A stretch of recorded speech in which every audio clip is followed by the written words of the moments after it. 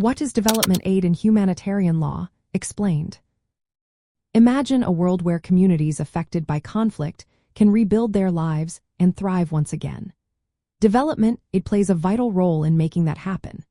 It refers to the financial or material support provided by governments or organizations to help improve the economic and social welfare of developing countries. While it may seem separate from immediate humanitarian assistance, both aim to uplift vulnerable populations impacted by crises. In the realm of international humanitarian law, or IHL, development aid is not directly governed by the core legal framework.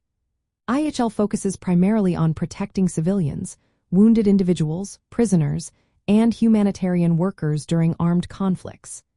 It also ensures the unimpeded passage of humanitarian aid that addresses urgent needs like food, medical care, and shelter. However, development aid can intersect with IHL principles in meaningful ways. For instance, IHL mandates that parties in an armed conflict must allow and facilitate the rapid and unimpeded passage of humanitarian relief for civilians. This can include development-related projects that address essential civilian needs without supporting military objectives. Development aid often targets long-term recovery and rebuilding efforts in conflict-affected areas.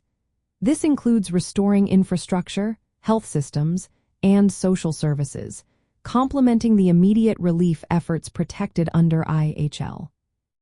International organizations and non-governmental organizations are key players in this space. They engage in both humanitarian aid, which addresses urgent needs during conflicts, and development aid, which supports recovery after the crisis. These organizations operate under the principles of neutrality, impartiality, and independence, all of which are emphasized in IHL.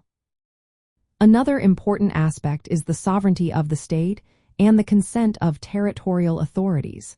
Under IHL and related human rights law, relief and development aid must respect these principles. This is especially crucial in conflict zones where control over territory may be contested.